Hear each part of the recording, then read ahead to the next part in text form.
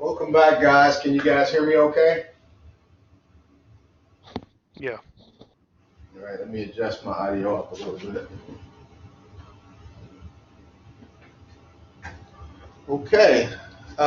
So last time we were together, we talked about two very important capacitor times. One time we call t equals 0, and the other we call t greater than or equal to 5 time constants. So t equals 0, what we discovered was, here I have written the capacitor is a short, but a better way to phrase it would be the capacitor behaves as a short. It's not actually not a short circuit, but if you're writing the notes down, taking notes, you might want to say the capacitor behaves like a short. But for all practical purposes, the capacitor is a short circuit. So two important times we talked about, t equals 0. At t equals 0, the capacitor acts like a short circuit.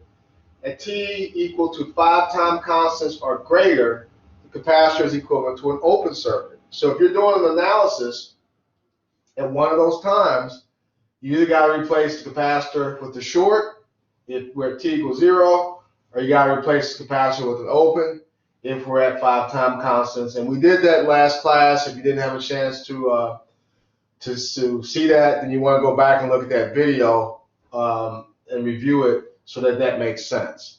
So two of the three important times, t is 0, t equals 0, and t equal to or greater than 5 time constants. But we ended up talking about or asking this question: what happens between these 2 points? What happens between t equals 0 and t equal to or greater than 5 tau? And so I want to go back to that.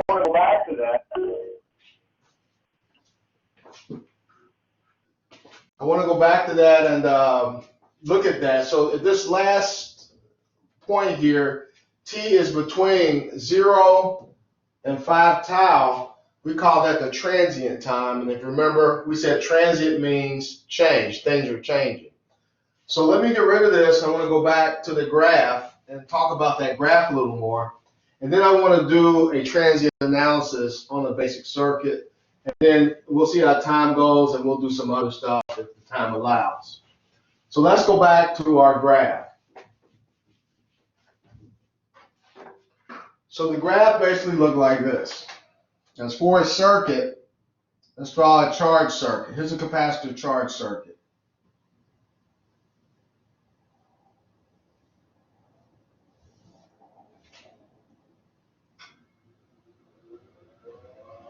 So I got a switch, and I have a resistor, and I have a capacitor. So they call this a RC circuit. RC circuit. You can see clearly if I close the switch, the capacitor is going to charge up. Now there's actually another way I can do this.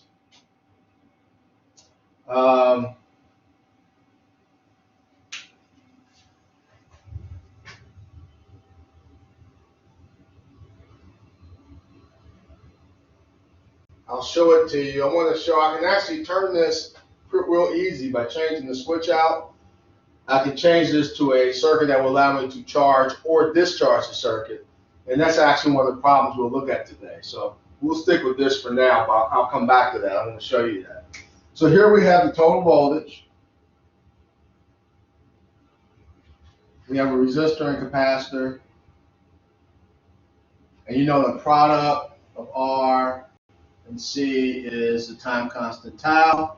And we said that after 5 time constants, all capacitors are fully charged. Works out the same way when you discharge a capacitor. After 5 time constants, the capacitor is also fully discharged.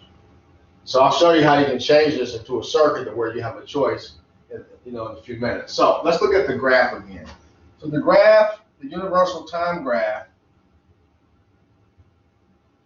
I can have basically voltage or current.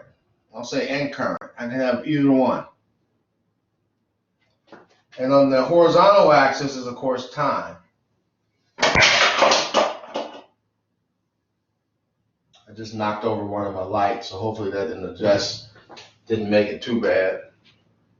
Let me fix that back, because I think that was I was trying to eliminate some of the shadows. I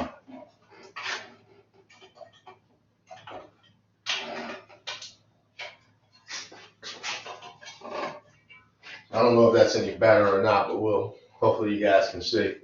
But anyway, so on this graph, what I have is, for this particular circuit, my total voltage, that's the highest the capacitor can charge to. So that's going to be right here.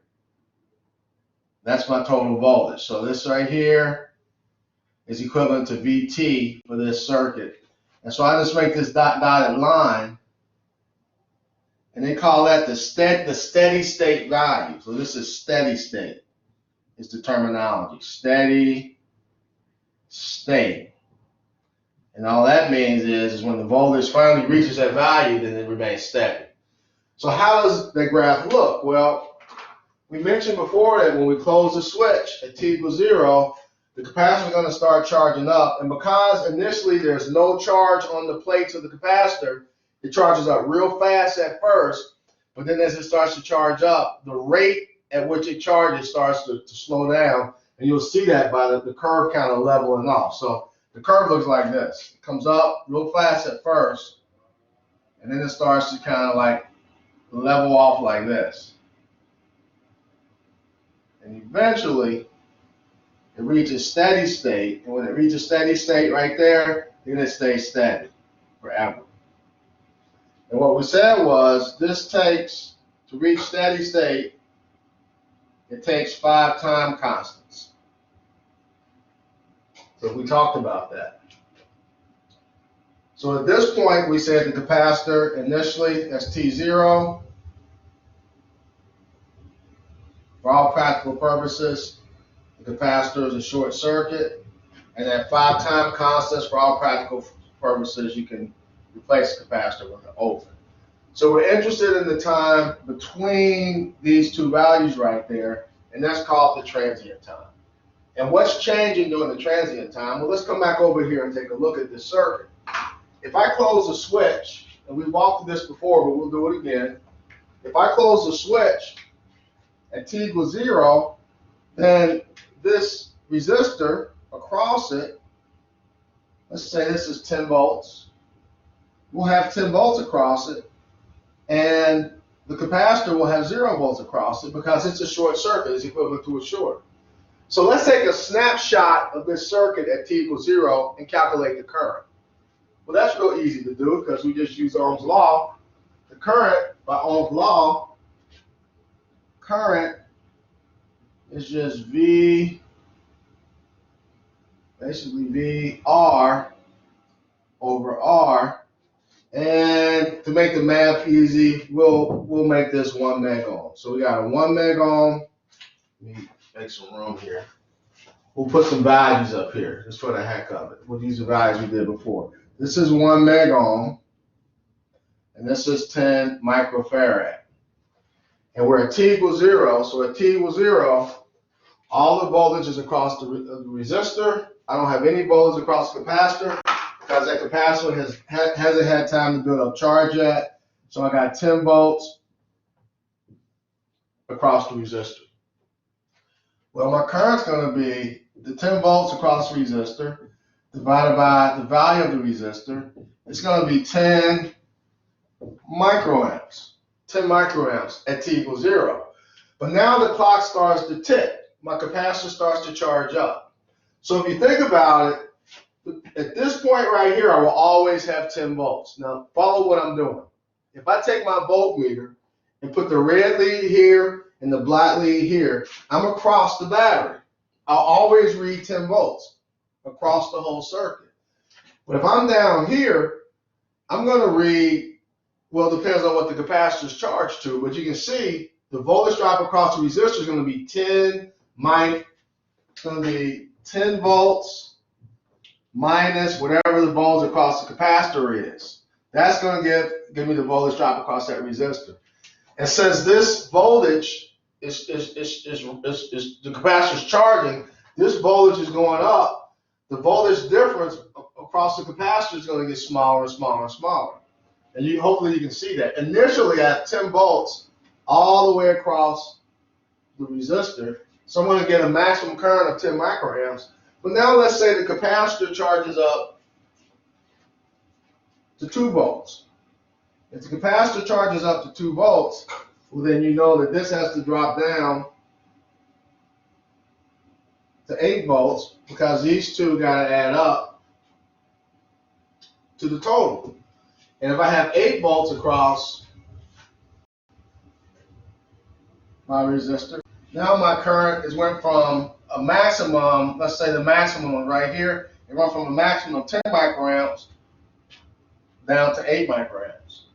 And as this capacitor voltage continues to charge up, the voltage drop across the resistor gets smaller and smaller and smaller. So I'm dividing into a smaller and smaller number so that the current's going to behave like this.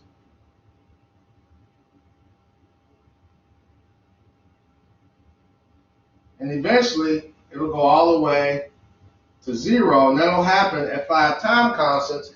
When that capacitor is fully charged, it's going to have 10 volts across it. I got 10 volts and 10 volts opposing each other. The voltage drop across the resistor now is 10 minus 10, which is 0. A resistor with no voltage drop can't have a current go through it. That happens right here at 5 time constants. So if you can see these colors, I don't know how well my camera picks up these colors, but if you can see right now, I got a couple things going on. I have a curve, a charging curve for the capacitor that shows how the capacitor charges between T0 and 5 tau. And then I have this curve that actually represents two things. Thing number one, it represents the current in the circuit. Notice I have the maximum amount of current at T equals 0 because that's when all of the voltage is across the resistor. And as the voltage drop across the resistor starts to get smaller, as this number right here starts to shrink, well, when I divide that shrinking number by R, I get a current that's going to decrease. It's going to shrink until it goes down to 0. That happens at 5 time constants. So even though this is a charging circuit, the capacitor voltage is building up and the current is decaying, it's decreasing, and it goes completely to 0 at 5 tau. Not only that though, the voltage across the resistor follows the path, this green path of the current.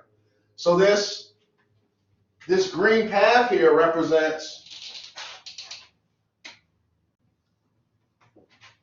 VR, which is the voltage across the resistor, and it represents the current in the circuit. And this purple graph represents VC, which is the voltage across the capacitor. So what you can say here is that the voltage across the resistor is decaying, the current is decaying, the voltage across the capacitor is building up if I have a charged circuit. And you can see between these 2 points why we call this the transient time. Again, transient means things are changing. And so how are things changing? Well, it depends on what time you look at it. If I pick any arbitrary time like this one right here on this graph, if you have this graph scaled to whatever your value of R and C is for tau, if you have to scale to that, you can come in here on the graph and you can say, all right, I want to know the voltage across the resistor at this time, and you can get the volts. Or I want to know the current at that time, you can get the current. Or I want to know the voltage across the capacitor at this time, and you can get the voltage across the capacitor.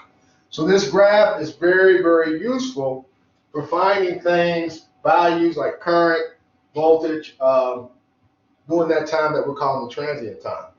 But what I said in the last video was that I think I said it would be nice if we had a way to get at those numbers without having to rely on the graph. And it turns out we do, because there's a set of equations, the transient equations that we can use when we want to do a transient analysis. So the game will go like this.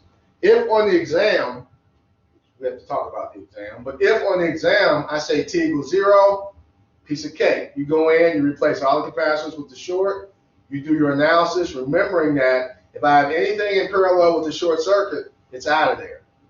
If I say T equals 5 time constants, again, a piece of cake, you replace anything, any capacitor with the open circuit, you remember in that case that if I have a capacitor in series with some and I open it up, that thing is out of the circuit. So review the last video for that discussion. But if I say the time is between T0 and 5 tau, now we got to do a transient analysis, and your choice is to use the graph or use a set of equations I'm going to give you in just a second. And of course, We want to look smart, so we'll use the equations. But just a second thing here, if you printed the graph off of a blackboard or you looked at it, you'll notice now both these curves. This should make a little bit more sense to you. But if you have that graph, I don't know if you have the graph in front of you or not. If you don't worry about it. You can look at it later. But you'll notice there's two white boxes, an A box and a B box. And inside the box, you'll see some values, like you'll see V, C, or you might see I, L. You'll see some values with the C on it, and you'll see some values with the L on it. So here's the graph that I put on Blackboard.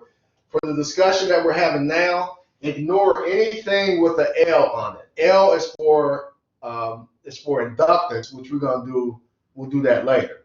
Right now we're working on capacitance. So you only want to pay attention on that graph to anything with a C on it. So right here, what you should see on that graph is the voltage across the capacitor on charge. When the capacitor is charging, that voltage follows this curve. This other curve will say the voltage across the resistor on charge or discharge. It doesn't matter if the capacitor is charging or discharging, the voltage across the resistor is going to always decrease. The current on charge or discharge is going to always decrease.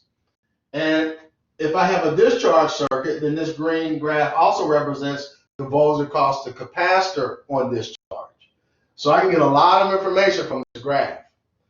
So what I'm going to do next is I'm going to replace this graph with the equation that you can use when you want to solve your problems. And then we'll do a basic calculation today on the charge circuit. Now let me show you one more thing. You can easily turn this to a discharge circuit where you have a choice to charge or discharge. And I'll show you what you need is a two or three position switch. So let me show you that real fast, and then I want to put the equations on the board. And then what I want to do is do a practice problem with these equations. Okay, so let me clean this up.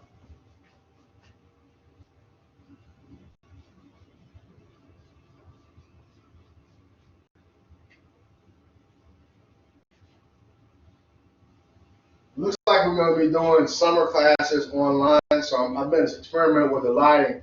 The light overhead, I turned that off, and I put another light on the corner and one over here to try to brighten this board up.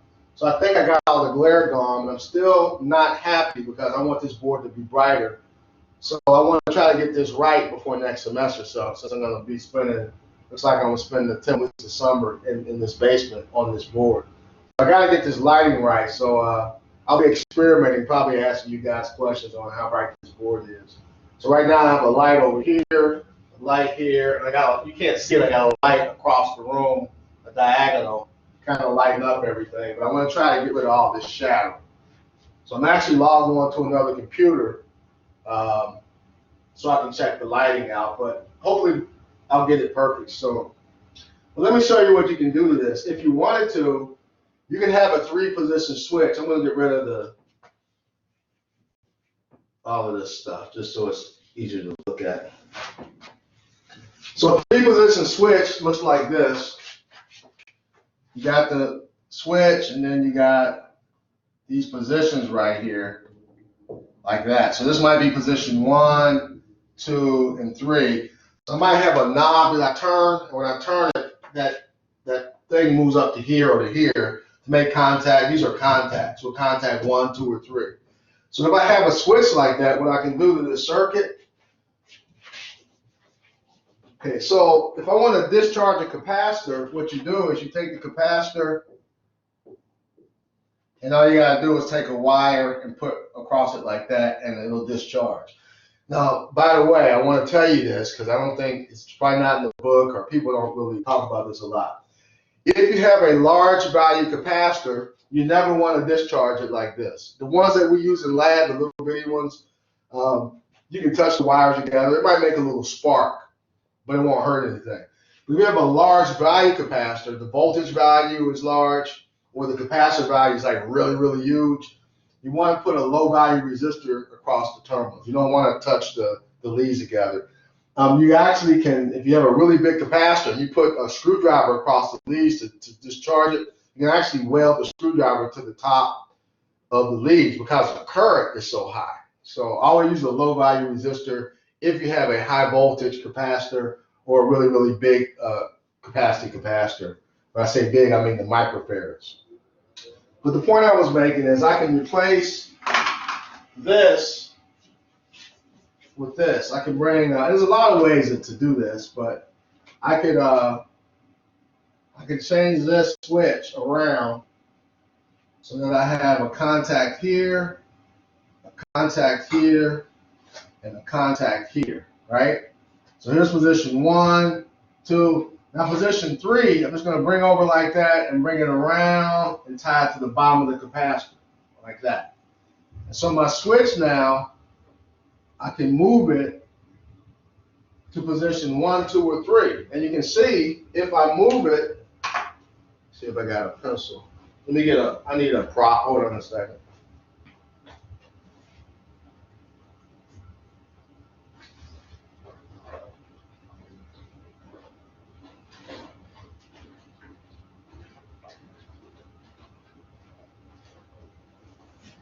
Never have a pencil when I need it. I use a marker. So if I move my switch to position 1, now it's a charge circuit. The capacitor's charging up. So if I wanted to, if I had this 3-position switch, I can move it, say, from position 2 to position 1. I can let this thing charge up. Once it's fully charged, or once it gets to the voltage level I want, it doesn't have to be fully charged. Once it gets to the voltage level I want, I can move it to position 2. Now, I call position 2 the neutral position, and if I have an ideal capacitor, the ideal capacitor is basically a capacitor that'll hold the charge forever. If I have an ideal capacitor, I can move it to position 2, and I can store the voltage in that capacitor basically forever. When I want to discharge the capacitor, I move to position 3, and you can see now the current can flow out of the capacitor through the resistor, and it can discharge. Now, in a case like this, I'm charging and discharging through the same resistor. So I got 2 time constants. I got a time constant for charging the capacitor, and I got a time constant for discharging the capacitor. And in this case, they're equal because I'm charging and discharging through the same resistor. However, if I did something like this, say I put a resistor here. So now I got an R1 and R2. Now I'm charging through R1 and R2. So to get my tau for charge, T charge, it's going to be R1 plus R2 times C. And I'm discharging only through R2. So my tau for discharge would just be R2 times C. So I can hook this up various ways with various types of switches and basically do a whole bunch of stuff with this. So realize that you got to look at the circuit I give you. Is my tau charge and discharge the same? If I'm charging and discharging through one resistor, then my tau for my charge and for my discharge will be the same value. And I can make it so I charge through 2 resistors, or maybe charge through 1 resistor and discharge through 2 resistors. I can put another resistor over here if I want. So you got to look at the circuit and start putting stuff together. I'm not telling you guys everything. I mean, I'm giving you, when I say everything, I don't mean just about the capacitors. I mean this whole circuits class. I'm giving you these basic principles, and basically we're looking at these tools, and eventually we want to build a house. But we're looking at these, and you got to be able to kind of synthesize some of this stuff together yourself. So you have the laws, Kirchhoff's laws. You have Ohm's law, Watt's law. We look at a whole bunch of stuff, and now you start to think about how you put this together to understand how stuff works, how things really work. So some of this you can figure out. So anyway, let me get back on track here. And what I want to show you, so this is a charge or a circuit I have a choice of charging or discharging, depending on where what my position my switch is in. But let me give you these equations. So if you have paper and pen, write these down. Now this is on the handout I have on Blackboard, but I think I only have the charge equations on there. I'm going to give you the whole set right now. And these are in your book too, so you have the book.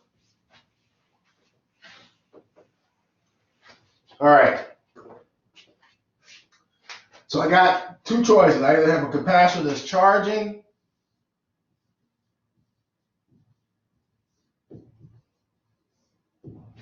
or discharging.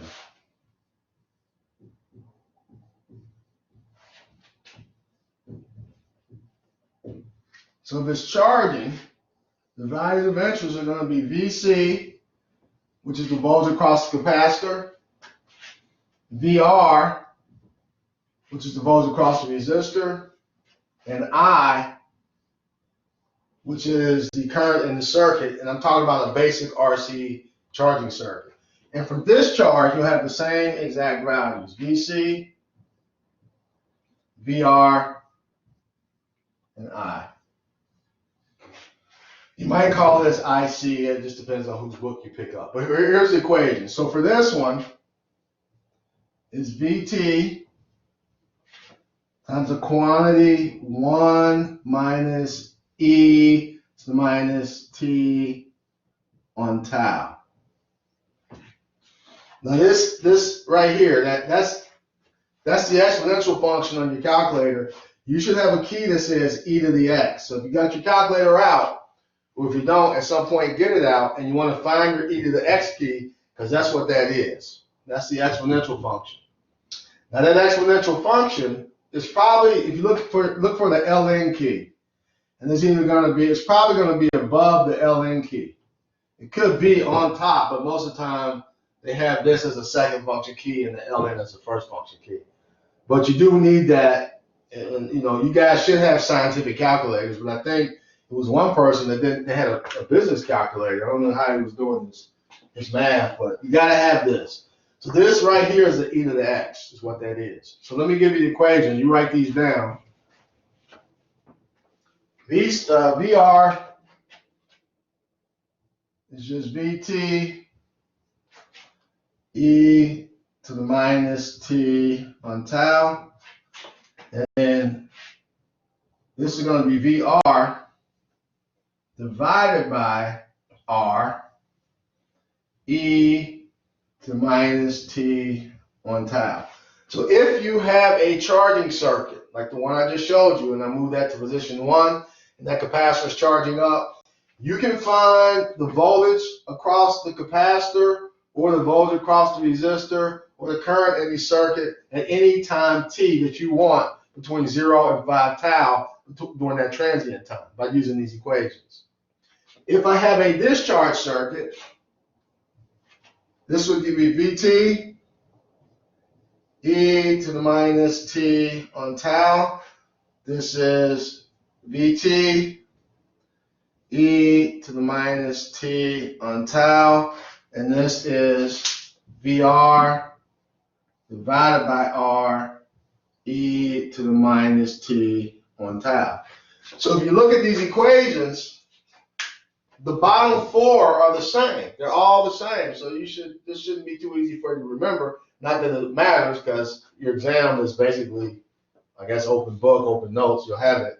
But if you were in class, and I don't allow equation sheets, the bottom 4 are the same. You should know those. You should be able to remember those. The only two that's different are the only one that's different is the one for the voltage across the capacitor, depending on whether it's charging or discharging. Because these are pretty simple to remember. So rather than use that graph, this is much more convenient if you know how to put it into your calculator. You just put it in and you got your answer. So again, I'll pause for a second. I want you guys to write this down because I want to erase the board. And then I have a basic problem I want you to do on an RC charging circuit. And it was on Blackboard, so if you printed those papers off, you have it. If you didn't print it off, I'll put it on the board. Don't worry about it. You can get it later. And we'll do a basic problem. But there is a homework that I'm giving you, capacitor homework too, where you'll do some calculations with this on charging and discharging. The example we're going to do today is only a charging circuit. So get that out. You guys write this down. And I'm going to erase this in a second and put the problem on the board.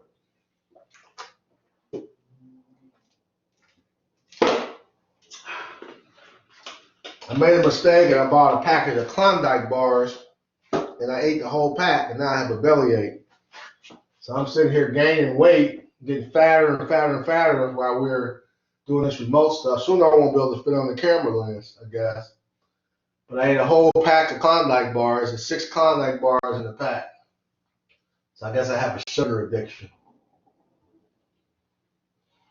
Can you guys hear me? Yeah, we can hear you, but you are standing in front of the discharge equations. Who is that? It's Ethan. Ethan. I'm talking about how fat I am. He's talking about you're standing in front of. Okay, I'll move. I just want to know who to slap when I see you. I can't say stuff like that anymore, or I get in trouble. All right, so write down the equations. Let me give you the problem that I want to look at, and this will hopefully enlighten you. So I'll give you another minute, and I want to erase.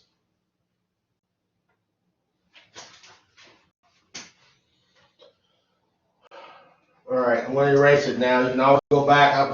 This is on Blackboard. There's a link you can go to on Blackboard to watch these videos. I've been putting it on YouTube. I'm going to continue to put it up there because I think Blackboard sometimes runs slow, but you can get these on Blackboard and you can get it on YouTube. So if I ever don't put it up fast enough for you on YouTube, just go to Blackboard and in your Collaborate, there's a button up in the upper left where you can look at the recorded sessions and you can get to them before I put them up on YouTube. So I have this paper. You probably can't see it in the camera, but it's on Blackboard. I'm going to write the circuit down on the board that I have on this paper, and we're going to work this problem.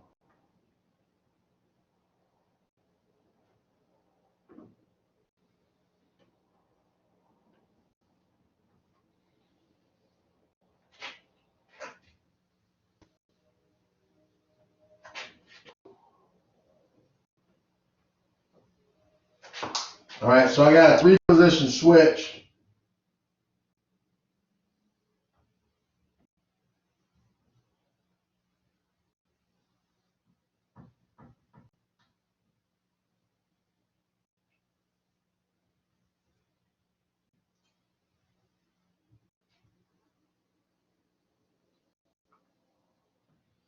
And I got position 1, position 2, and position 3. And then on this contact right here, they bring a wire down like this. And they connect it right here. So if I'm in position 2, that's the neutral position, nothing's happening. If I move it to position 1, that's a charge circuit. Move it back to position 2, I'm now holding the charge. If I move to position 3, I'm discharging. And I'm discharging and charging through the same resistor, and that resistor value is 5K. Capacitor value is 4 microfarads. And the voltage is 100 volts.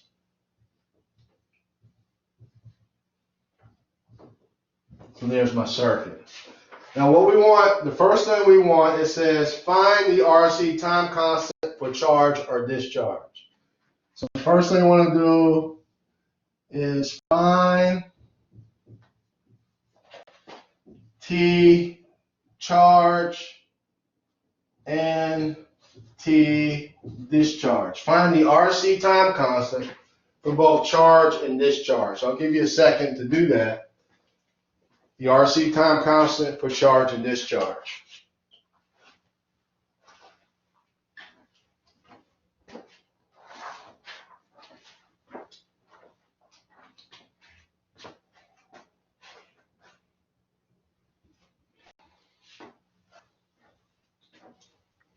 It turns out that the RC time constant for charge and discharge are equal to each other because I charge through R and I discharge through R. Now, if I put a resistor right here, if I put a resistor right here,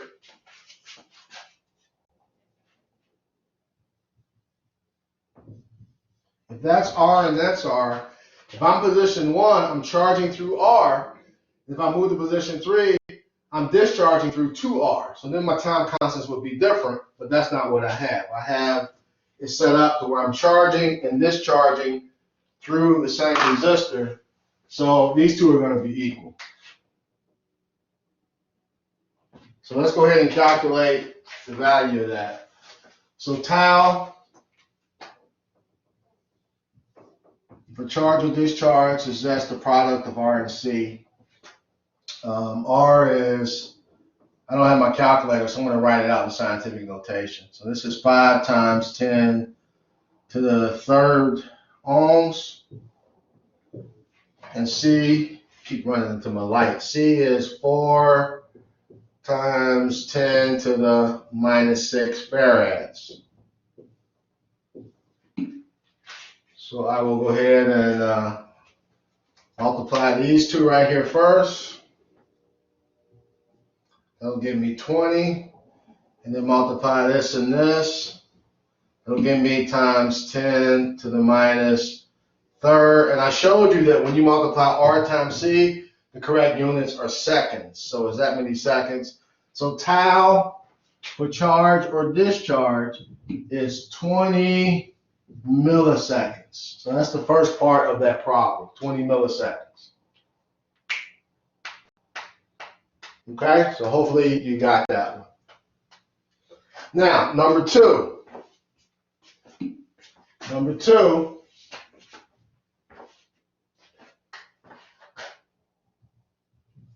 The second question says, find the length of charge required for VC. VC is the voltage across the capacitor. Find the length of charge required for VC to reach 100 volts. So I'll be quiet for a minute and see if you can find the amount of time required in seconds for VC to reach 100 volts.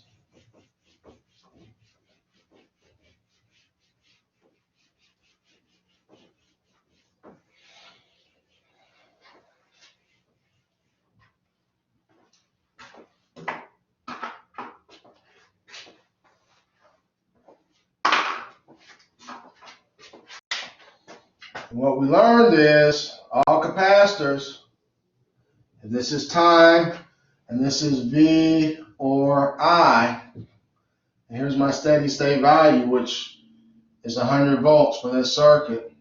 That capacitor is going to come up like this, and they're going to reach that steady state value after 5 time constants. So it takes 5 time constants to reach the 100 volts, and the 100 volts is special because that's the source voltage. So that capacitor, when I move it to position 1, is going to charge all the way up to 100 volts, and we want to know, well, how long is that going to take? Well, it takes 5 time constants for a capacitor to fully charge, to nearly fully charge, but for all practical purposes, it's fully charged. It's like 99.9999% charge. So if I take 5 times 20, I get 100 milliseconds. It takes 100 milliseconds or 0.1 seconds for that capacitor to charge up completely to 100 volts. So that is problem number 2. And then the final, I think there's only 3. Yep. The third part of the problem says, find the instantaneous value of voltage, VC and VR. So they want you to find the instantaneous value of voltage across the capacitor and the resistor at 30 milliseconds. So now we know right here, 5 tau is, we said that's 100 milliseconds. So we got 1, 2, 3, 4. We got 20 milliseconds, 40, we can count up to 100 milliseconds. But they want to say, all right here around 30 milliseconds, what's the voltage across the capacitor and what's the voltage across the resistor? So we could use the graph. If you scale it to 100 milliseconds, you can use the graph and come up with a pretty accurate number. But why do that when we got the equations? So I'll be quiet for a second. Let me put the question on the board so you have it in case you don't have the sheet. They want to know for the third question, and I actually have these labeled A, B, and C and not 1, 2, and 3, but I'll call this question 3. They want to know V, C, and VR at 30 milliseconds. So we're not quite over here to 100. We're more right in here somewhere. They want to know the voltage across the capacitor and the voltage across the resistor at 30 milliseconds. So you'll need a calculator for this. Go ahead and get your calculator and see if you can figure it out, and then I will put up the equation on the board here in just a second. I'm gonna give you a chance to figure it out. So see what you can do with it.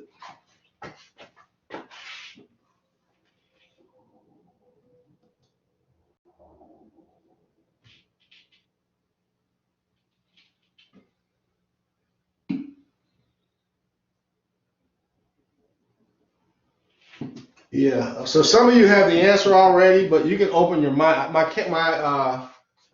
computer is like all the way across the room, so when you're sending me those text messages, I can't read it. But somebody said, is it 77.7 for VC and 22.3 for VR? That is correct. That is correct. So whoever said that, you got it.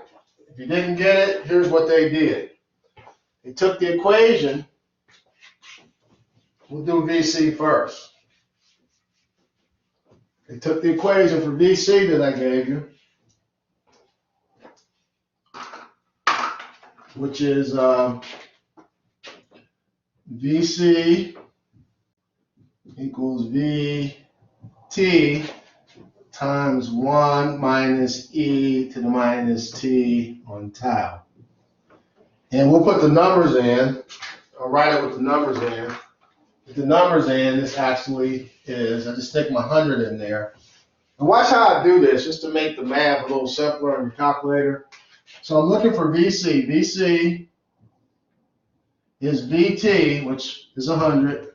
So it's 100 times the quantity 1 minus e. Now that e, the e is minus t over tau. So I want to deal with that exponent first. I always deal with the exponent because it's a little bit. So I got minus t over tau. So that's a minus, well, the t is the time they told me to look at it, which was 30 milliseconds, divided by tau, which we calculated was 20 milliseconds. So I'm doing this first to show you if you do that, you can get rid of the units, you can get rid of the zeros, and that's 3/2, which is 1.5. So this really is a minus 1.5. It looks a little better if you do it like that. Instead of trying to put that fraction in your calculator, just do it like that. So if you do that, somebody said this was 77.7 volts. And that is correct. So if you do the math, you should get something around 78 volts. Now, we already know to get the voltage across the resistor, you could do VR is 100. Well, it's VT e to the minus t on tau, so it's going to be 100 e to the minus 1.5. You can do that if you want, but why do that? Because Kirchhoff's voltage law has to apply. So what you can say is, if I have, now remember, this is now in that position. So I have a series circuit. And if my voltage is 77.7 volts from here to here, and I got 100 volts across the whole thing, well, Kirchhoff says that this has to be 22.3 volts because they got to add up to 100. So on an exam, you want to save time. I wouldn't even use that equation. Use KVL, make a subtraction, and you got your problem. You're good to go. You can double check that using this if you want, but you know it's got to work out. So there's a very, very basic transient problem. Somebody have a question? Okay. Oh, wow. We're almost, no, we got time. Okay, so what I want to do, I actually have, I think I put comparison homework 1 up. I hope I did. That's the one where you'll go through and you'll do some circuit problems. I'll check after this. If I didn't, I'll put it up, but I think I did. Well, I have another sheet where you're going to do some calculations with transient, capacitor transient. So you do some of this stuff to practice. So I want to move away from this, and I got a review, the other sheet I have one called A Few Interesting Circuits. If you have that sheet, take it out. If you don't have it, you can go to Blackboard and look at it real quick. But I want to talk about some problems on that sheet. Anybody have any questions about what I've done so far?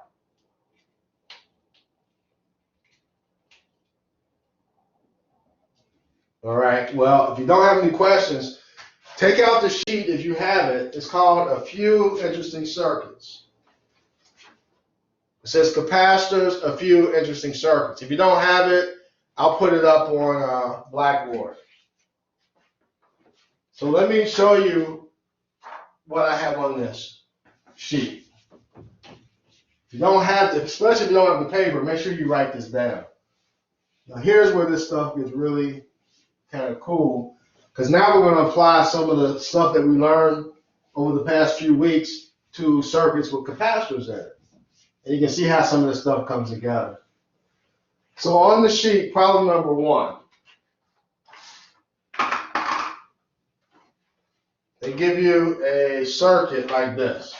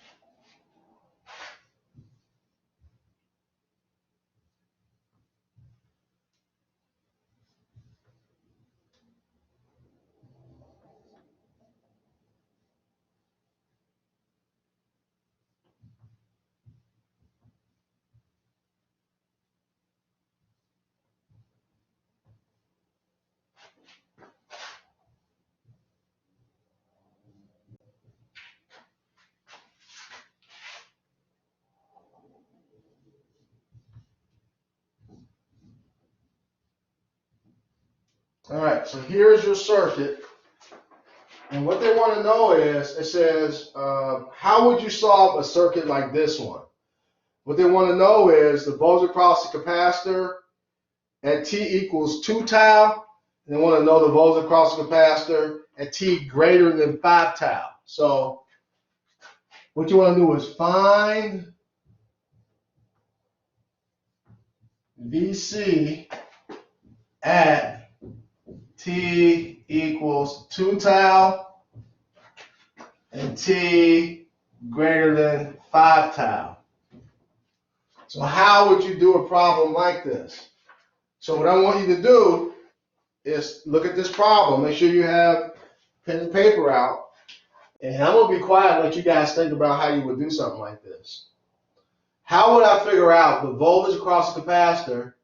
You can imagine I have a switch over here if you want to. I didn't put a switch in the circuit. But let's say I have a switch.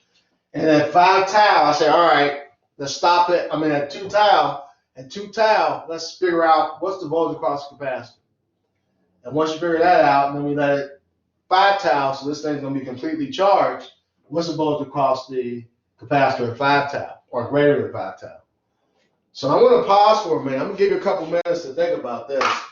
All I will say and give you a hint is you have the tools to solve this. There's a way to make this really, really easy to solve. Then there's some ways to solve it that are not so easy. But see what you can do with this. And I'll give you a few minutes, and I'll come back and we'll go ahead and solve it together. So go ahead and do what you can do with it.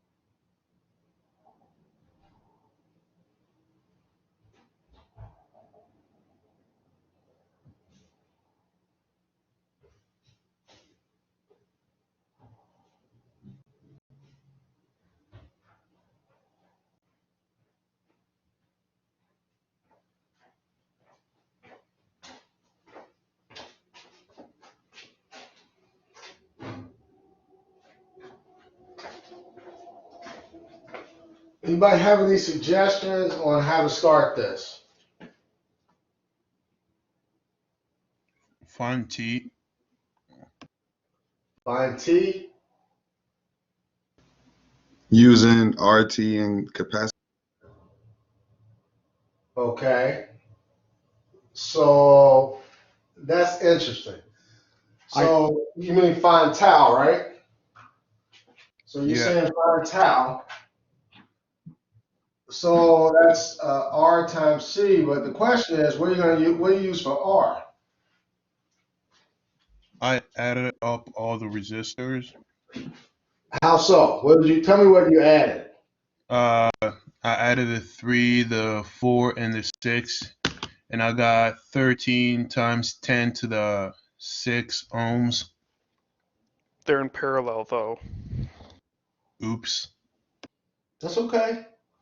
Let me give you guys a hint. You don't really Go ahead. Is that need to calculate T because the final equation, the tau's cancel out in the exponent, so you don't really need to know that.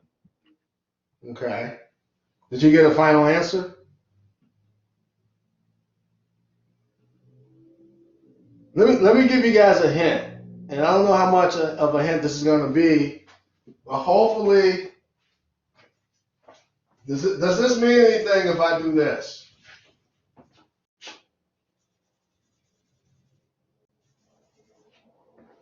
I shorted out the voltage source and Thevenized it.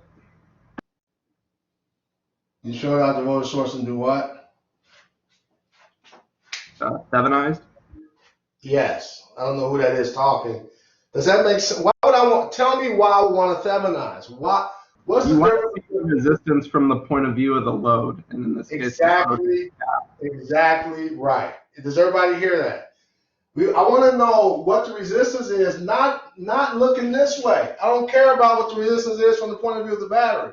I want to know how much resistance is facing the capacitor, how much resistance the capacitor sees. The only difference between this circuit and the one we've been doing since we've been talking is that on all the other circuits, that RC circuit, I had a single voltage source and I had a resistor and a switch facing the capacitor. I have a switch here though.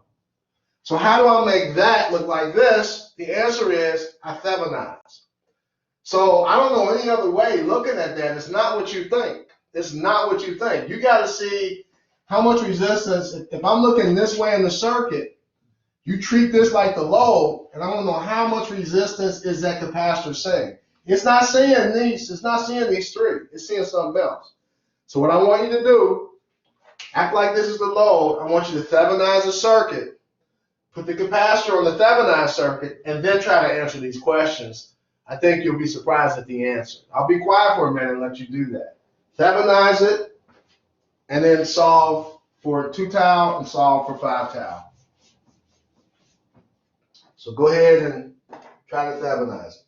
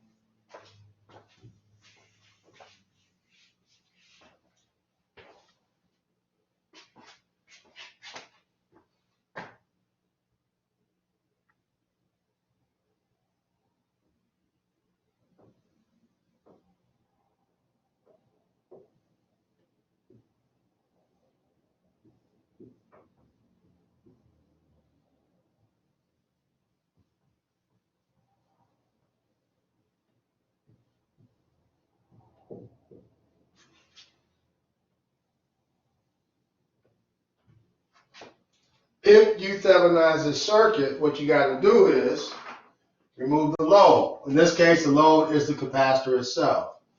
So I'm going to remove the load.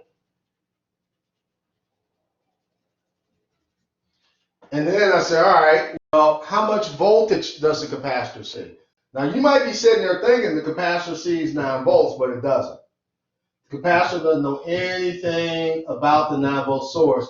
What the capacitor sees is the output voltage, which is what we call VTH. So you got to figure out what is VTH in the circuit. And VTH, if I connect from here to here, is exactly like connecting from here to here, because I got that resistor just hanging there, so I can ignore it. It's like a piece of wire. So whatever the voltage drop across this will be my my VTH. So I like to use the voltage divider rule. I'm going to go ahead and use the voltage divider rule. You can use Ohm's law if you want. It doesn't really matter. I have VTH is I'm across the 6 ohm resistor, and my total resistance looking this way is 9.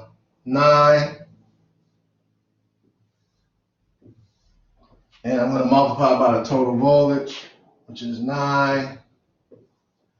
So my VTH is 6 volts. Now you might be surprised at this, because I know a lot of times students will see this, and because of the other problems we did, they think that this capacitor can charge up to 9 volts. That's only true when you have that series RC circuit. In the circuit that this is part of a network, a more complicated network, that capacitor voltage can't get any higher than 6 volts. No matter what you do, it cannot get any higher than 6 volts. And I don't know any way to see that other than Thevenizing the circuit. So that's the first thing. I'm working with 6 volts and not 9 volts. So that makes this part of the problem really simple, because it says find VC at 5 time constant. So you might have thought when I put this on the board, well, at 5 time constants, the capacitor is fully charged and it's going to charge up to 9 volts. Well, that's incorrect thinking, because the circuit that the capacitor sees is not this one. The circuit that the capacitor sees is this one. If you put the capacitor over here, 10 microfarad, this is the circuit the capacitor thinks it's hooked up to. So at 5 time constants, the answer is it's going to charge up to 6 volts. 6 volts. So that's the answer to the second part. Well, now we got to get this part though. But that's easy because I have the equations to work with. So we just use the equations that we just got through learning about, then we got our answer. I'm going to erase this to make some room. So if I erase this, my equation is going to look like this. So VT, or VC, I'm sorry, it's going to be, I don't put in the 9 volts. This is the circuit the capacitor sees. I got to put in the 6 volts. So 6 times the quantity 1 minus E. Now that minus T on tau, minus T on tau,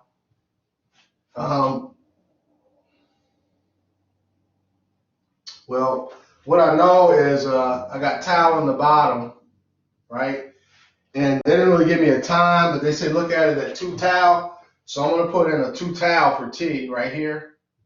And I got the minus sign. And when I do that, those taus cancel out. So see, sometimes they'll give you that exponent in terms of seconds, and sometimes they'll give it to you in terms of tau. I think it's easier when they give it to you in terms of tau, because I just stick in the 2 tau for T, and then what happens is these will cancel out, and I just get a -2 for an exponent. So this is -2, and I don't have my calculator, but can somebody figure this for me? I got 6 times the quantity, 1 minus E to the -2, close quantity. And what do you get for value if you calculate that?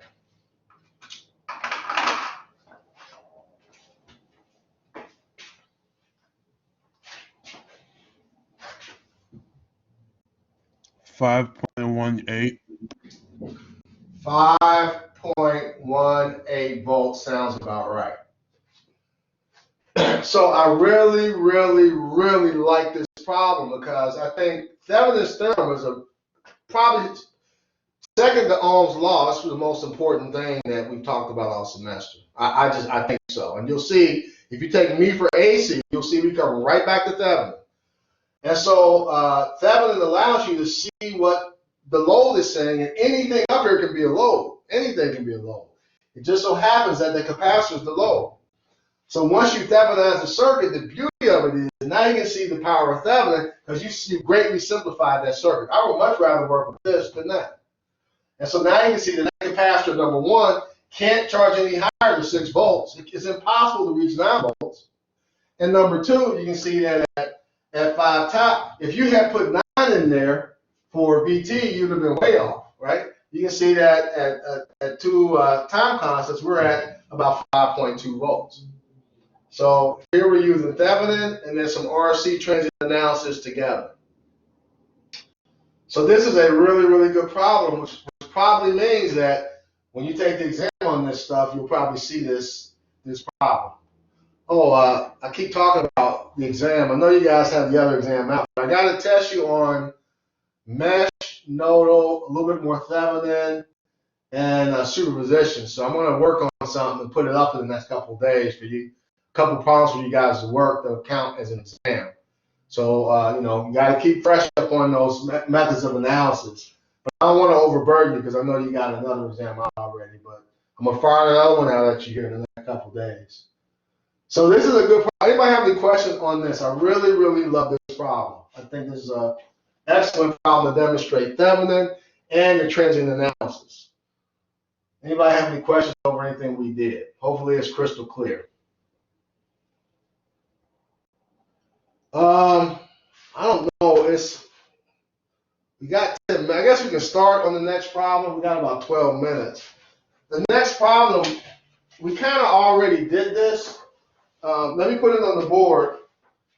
Let's move on to the next problem. We might run out of time, but if we do, we'll pick it up on Friday.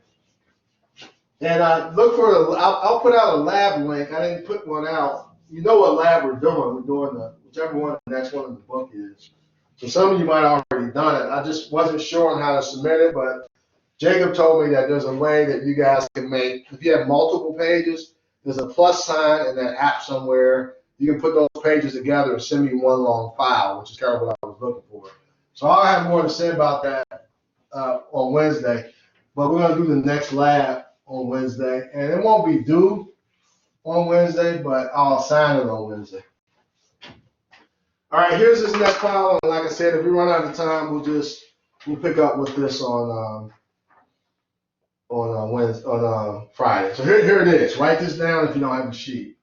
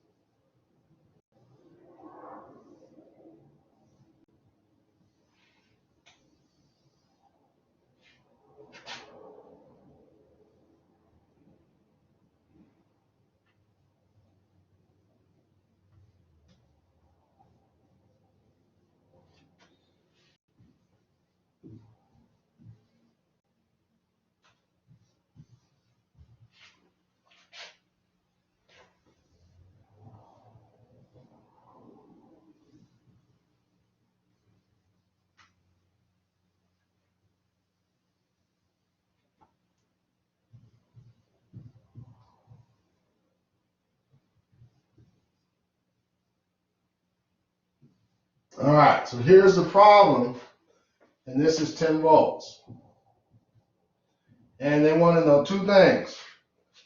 They want you to find the voltage across each resistor at this time. T is 0, and T greater than 5 tau. Find the voltage across each resistor. You find the voltage across each resistor at T0 and T greater than 5 tau. So see what you can do with that. I'll give you a couple minutes. I want to try to get this done before we run out of time. That way we can start with the last problem on the page next time we get together. That'd be a good place to start. All right.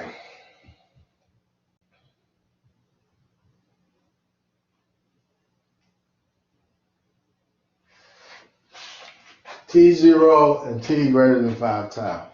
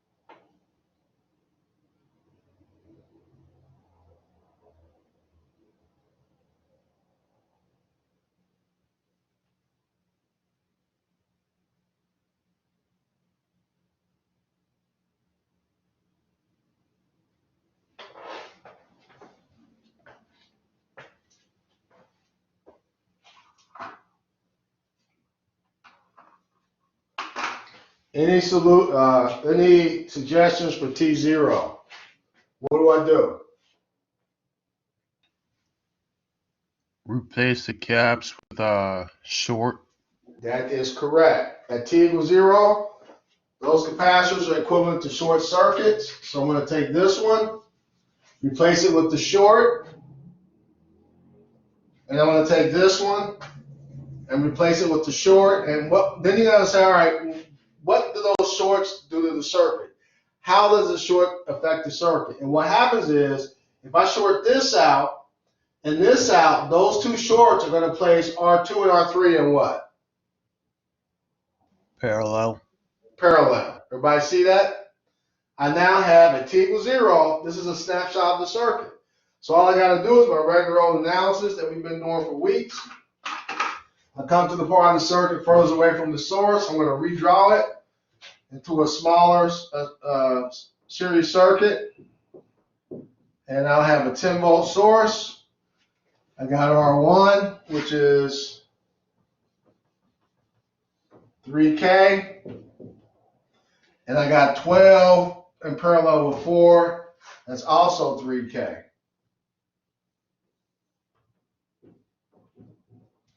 And so I can easily see now my voltage is going to split. I'll get 5 volts across this one and 5 volts across that one. So at T equals 0, V1 is 5 volts. Now, since I have a node here and here, this resistor, the node is right here. So this 5 volts is actually across the node like that. That's the node voltage. I didn't shade it in because I'm gonna have to put my capacitors back. But you can see that 3K came from the parallel combination of the 12 and the 4. So I gotta have nodes there, and a node means that I have things in parallel, and that means that this voltage is going to be across whatever was in parallel. So the answer to my question is that at T equals 0, all the resistors get 5 volts. Now I've got about 5 minutes. I don't think we need the 5 minutes. We want to do the other part. I want to figure out what is the voltage across each resistor at 5 tau. At 5 tau. So what happens there? What do I do? At 5 tau, what happens? The caps are opens.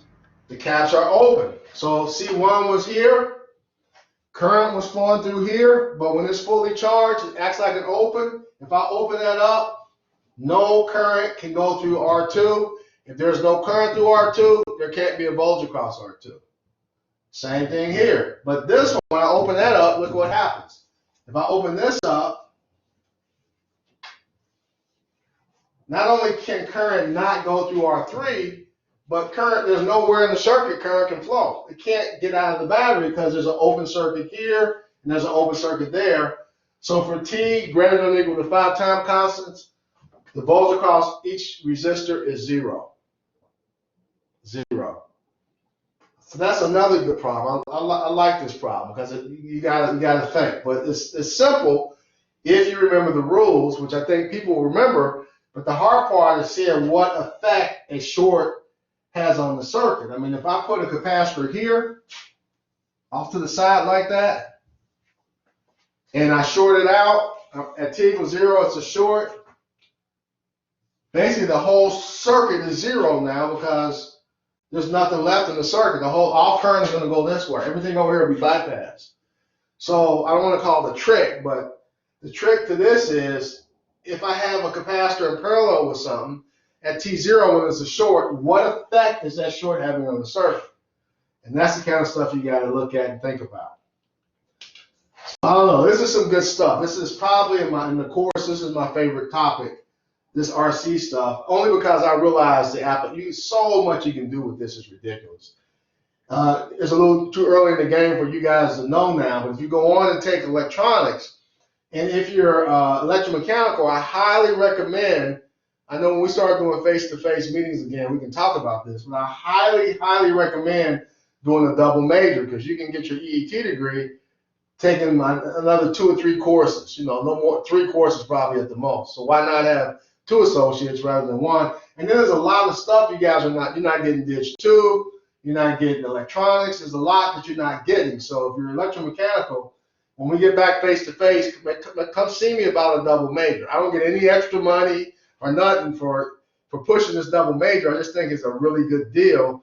And I had a couple students actually do it, and nobody's been upset that they've done it so far. Everybody's been quite happy with the outcome. So this is some really good stuff. But I'm going to end it with that. Anybody have any questions for me before I log off?